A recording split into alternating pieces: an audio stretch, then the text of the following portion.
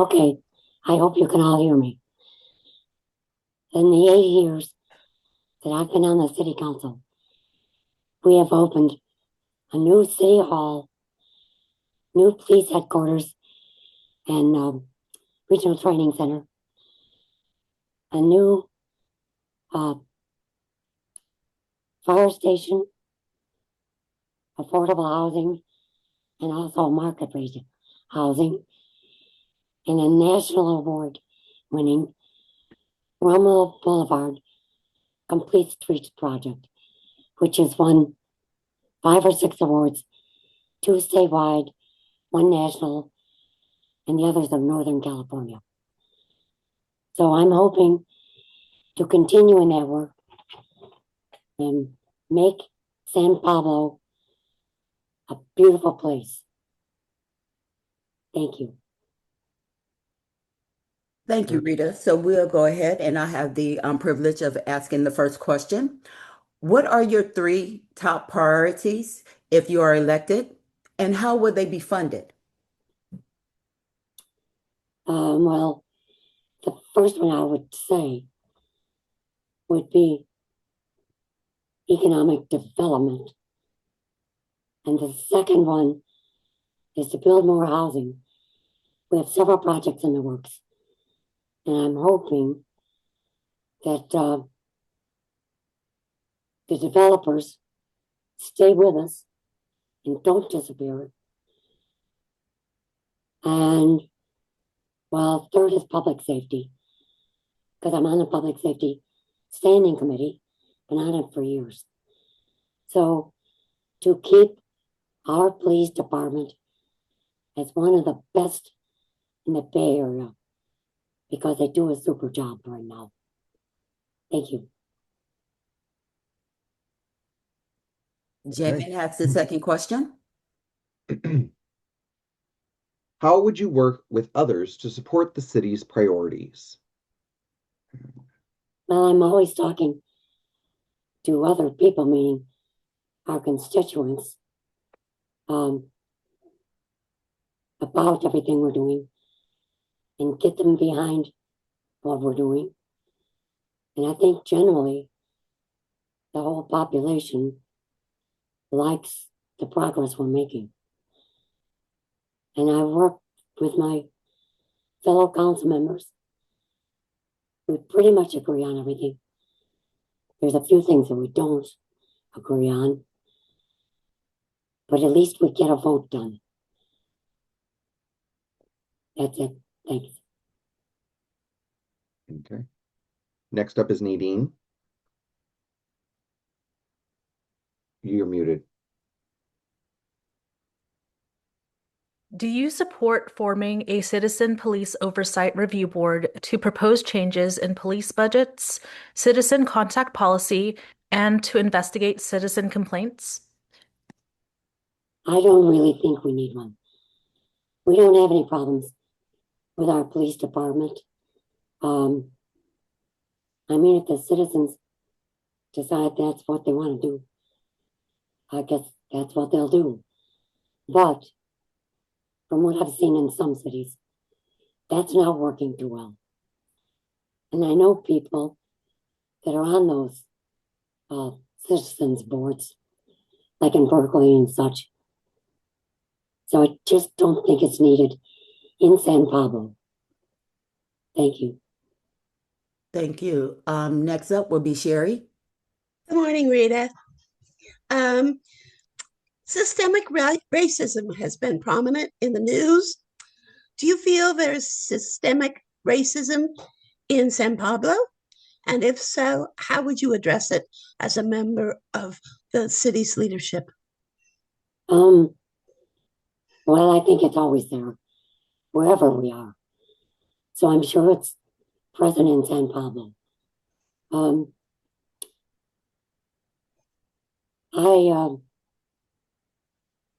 I work with a lot of people from a lot of different backgrounds, different ethnicities and such.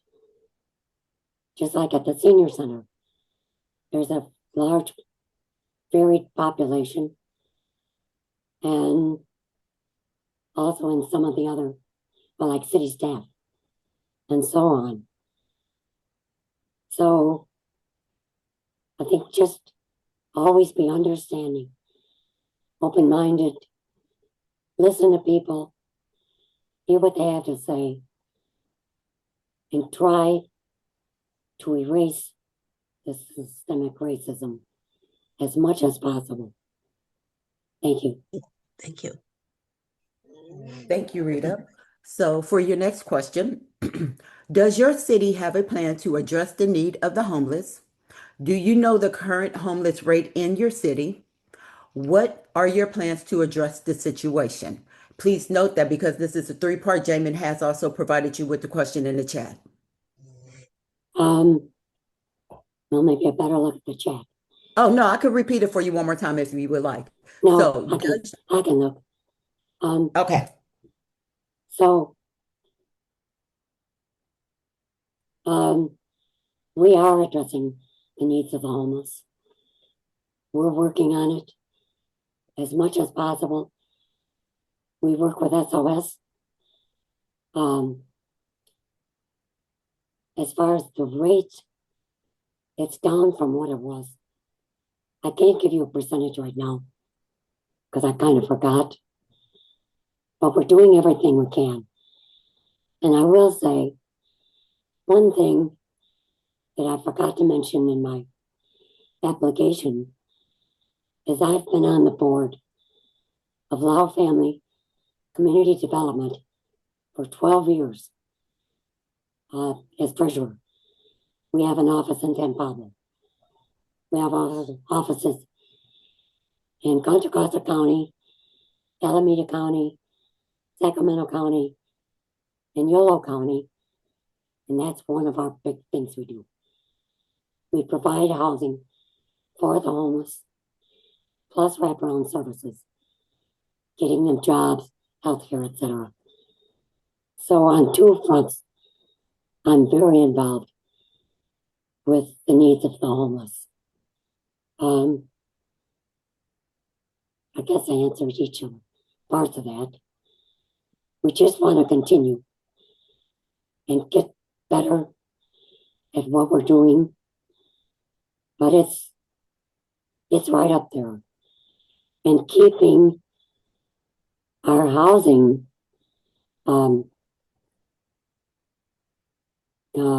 inventory so that we don't end up with more homeless strictly because they can't find a place is very important. Thank you. Oh, thank you. The next question will be asked by Jamin.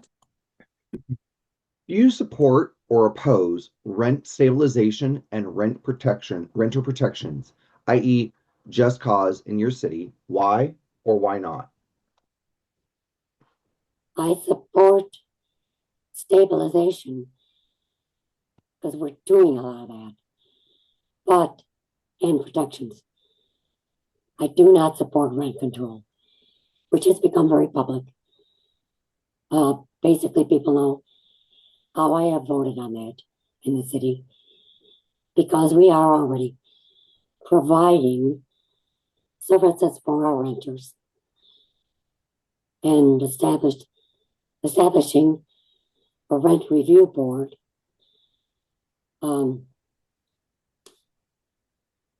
because rent control will make the developers, even of projects that we've already got in the works, will make them disappear.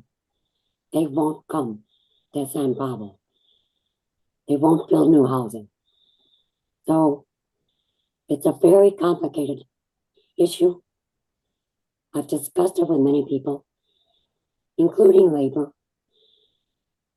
But as I said, I'm opposed to the rent control initiative measure that's on the ballot for San Pablo, which was brought in basically by outside interests.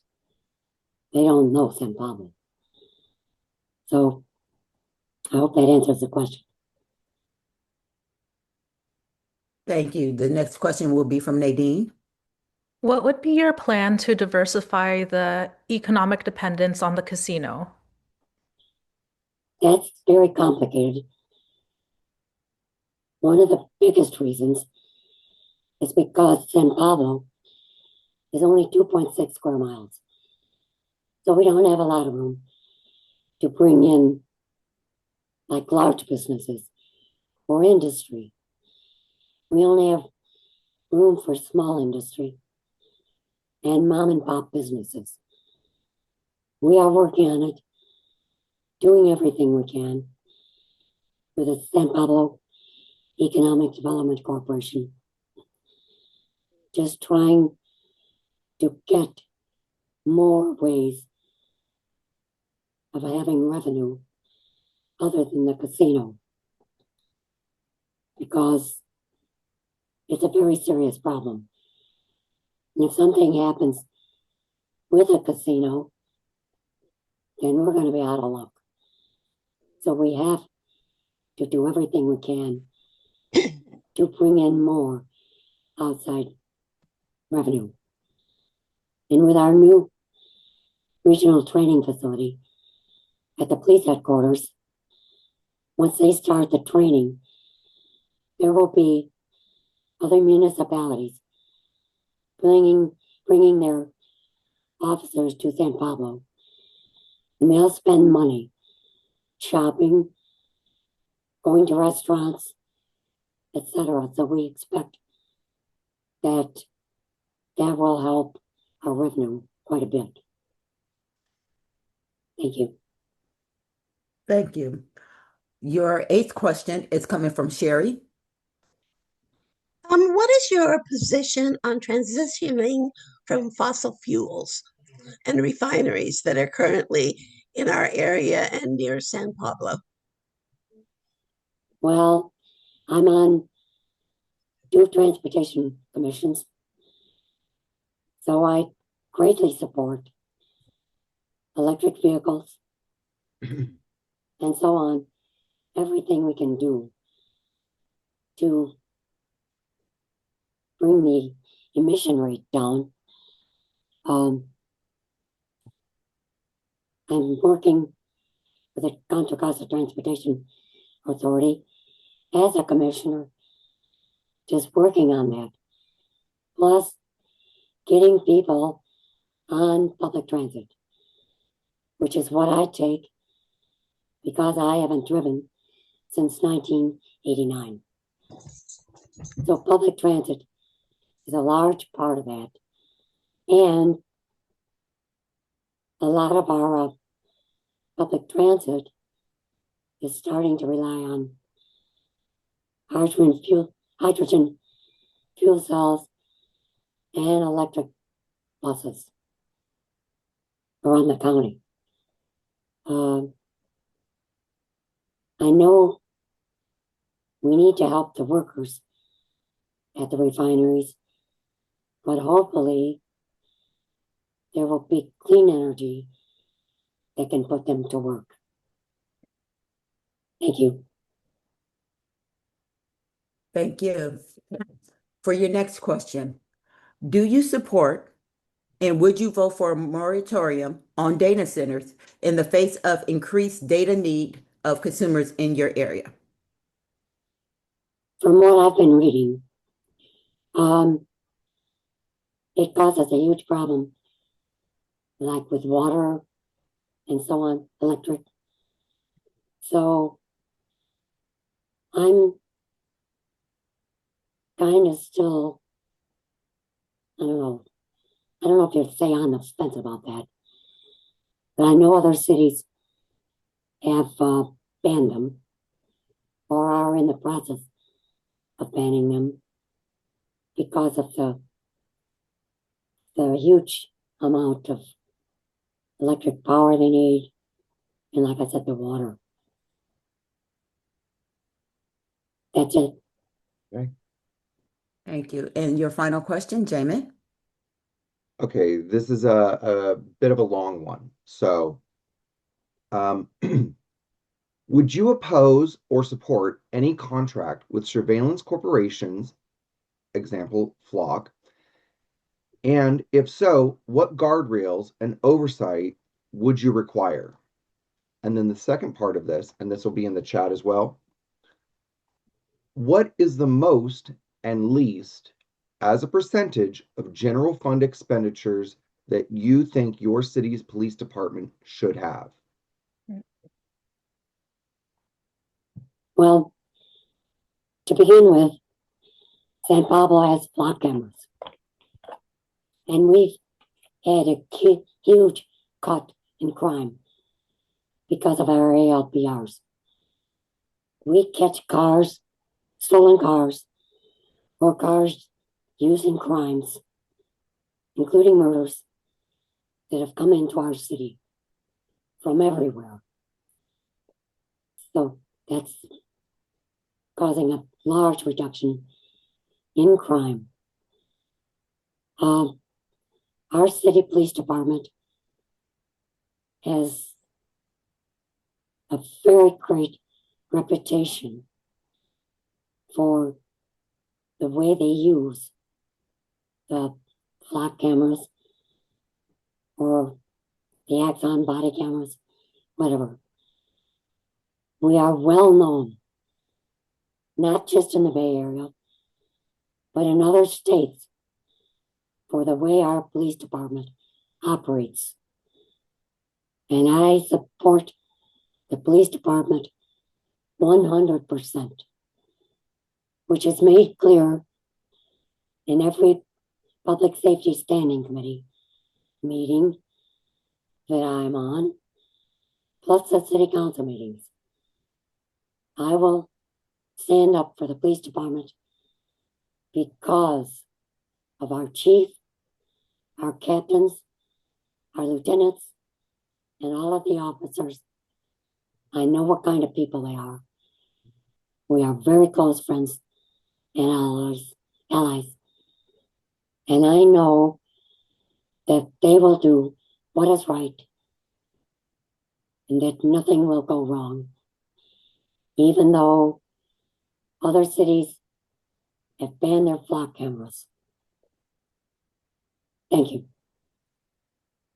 Thank you. And at this time, please go ahead and provide your 1.5 minute closing. Okay, one thing I forgot to mention in my application is LGBTQ. I was talking about other things. But in the 8 years that I've been on the council, I have put on the agenda to fly the pride flag for the month of June. In the first couple of years, the vote was 3-2. And then after one member lost his re-election, it's been 4-1. We have flown the pride flag every year for the month of June, and I myself personally provide the pride flag. I've had to buy several because it's a wind tunnel at City Hall, and the flag hardly lasts a month. So the next year, I have to buy another one. The other thing is, I'm very firm in my belief that when you run for city council, you need to show up. In my 8 years on the city council, I've missed 3 meetings because I was sick. Thank you, Rita.